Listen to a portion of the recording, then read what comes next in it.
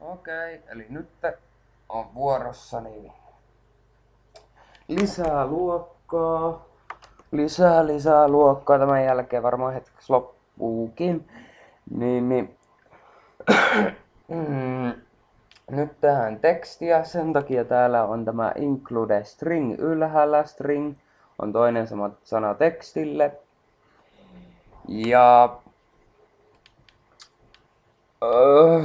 tekstit tulee aina privaatteluokkaan, joka tehdään yksinkertaisesti samalla lailla kuin ennenkin luokat, eli private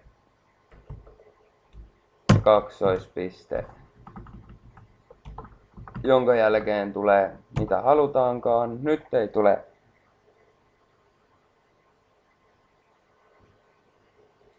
nyt tulee teksti, niin pitää kirjoittaa stringit sinne, väli ja nimi. Tekstin nimi. Se voi olla mitä vaan, mutta nimi nyt on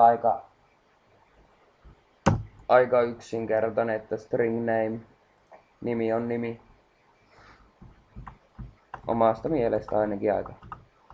Mutta näitä privaattiluokkia ei voinut lukea toisissa funktioissa, joten me ei saada mitenkään nimeä näkyviin. Niin meidän pitää vähän kikkailla ja tehdä funktioita, jotta me saadaan se näkyviin. Ja sehän onnistuu public, koska tulee funktio, laitetaan publikki, ei mitään haittaa.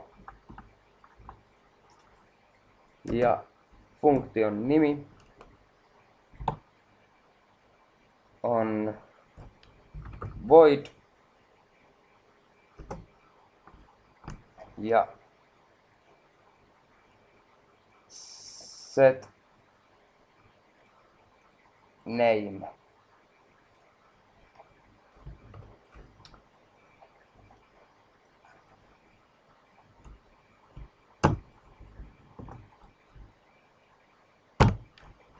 Näin. Ja mitäs tässä tapahtuu? Tapahtuu semmonen, että name on A. Tuossa ei ole mitään järkeä. Vaan kun tähän laitetaan, että string A, eli teksti A. A on nyt teksti. Ja A on myös nimi, joka lukee täällä. Eli string A on sama asia kuin string name.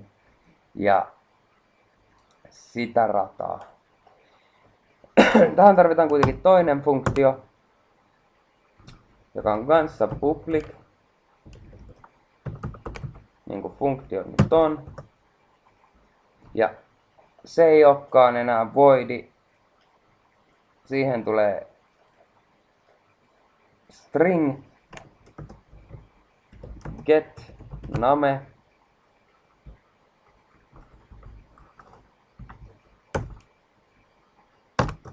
ja return name.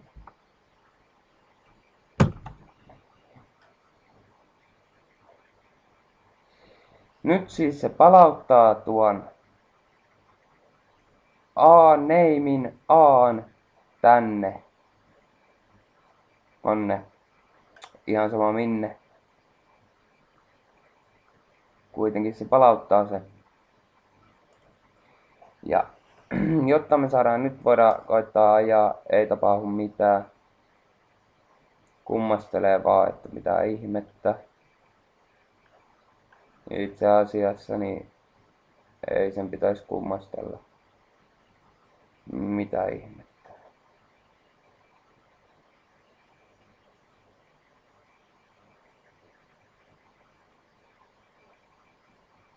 No sillä ei ole väliä. Kummastelee nyt on varmaan returnin takia ainakin alhaalta päin luettu. Kuitenkin, niin miten tämä saadaan toimimaan, niin vähän samalla tyylillä, miten se publikkikin otettiin käyttöön, vaan nyt meidän pitää ajatella niin, että meidän pitää ensiksi asettaa se nimi, jonka jälkeen se palautetaan vasta.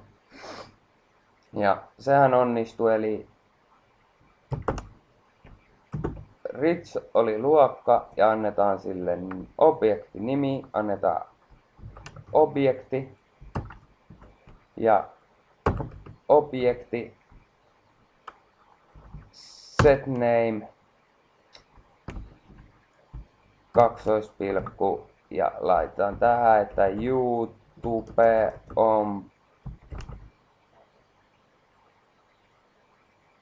paras ja heittomerkkeihin, koska se on tekstiä. Eli mitä nyt tässä tapahtuu, niin kun se alkaa, niin se lukee tästä näin, okei, rich object, mennään tänne. Sieltä se lukee setName, mennään tänne. Laitetaan tähän string Ahan, niin YouTube on paras. A on yhtä kuin name ja name on yhtä kuin A.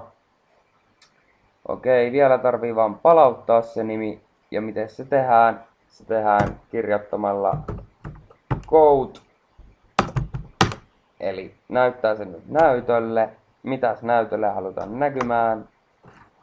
Näytölle halutaan näkymään totta kai string name.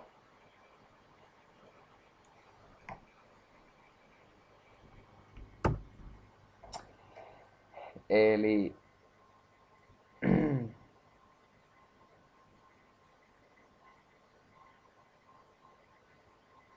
nyt taisin tehdä virhe. Ja ajattelen näin. Eli ei haluttu, kun haluttiin näkymään count string jep ja get name, jolloin se näyttää tämän, mutta tähän on palautettu tuo nimi. Eli nyt jos laitetaan pyörimään,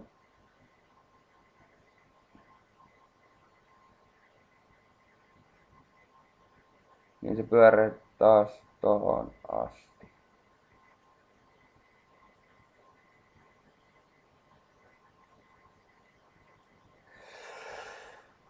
Anyway,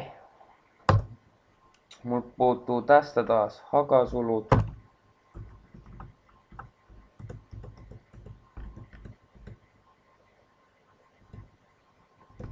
Itse asiassa ei puutu siitä, kun puuttuu täältä.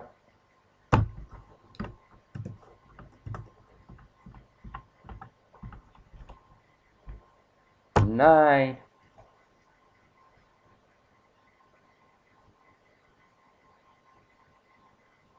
Se väittää tuota unexpect token. En tiedä miksi. Mä oon aivan pihalla. Näitten perään ei tuu näitä. Anteeksi taas. En ajattele tarpeeksi. Nyt se on siinä. Ja sen pitäisi toimia.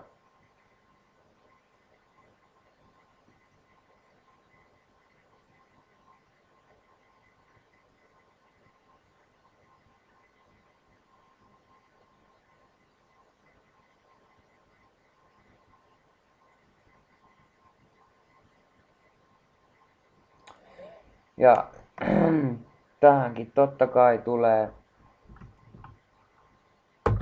object piste getName.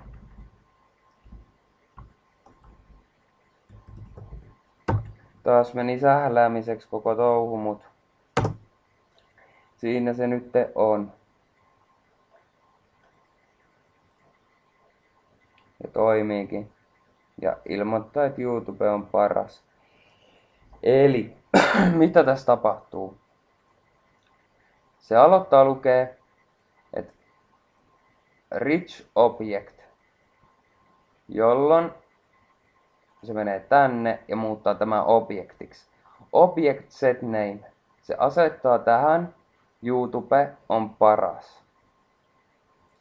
Tähän nimen tilalle. Jonka jälkeen se menee count object get name. Se menee tähän, ottaa tämän, palauttaa tuon nimen ja piirtää sen. Ja nimihän on täällä jo kirjoitettu, string Ahan tuli, YouTube on paras ja name on A. Ja yksinkertaisuudessaan se oli siinä. Sori, että vähän häsläsin. On pahoillaan. Teen sitä usein.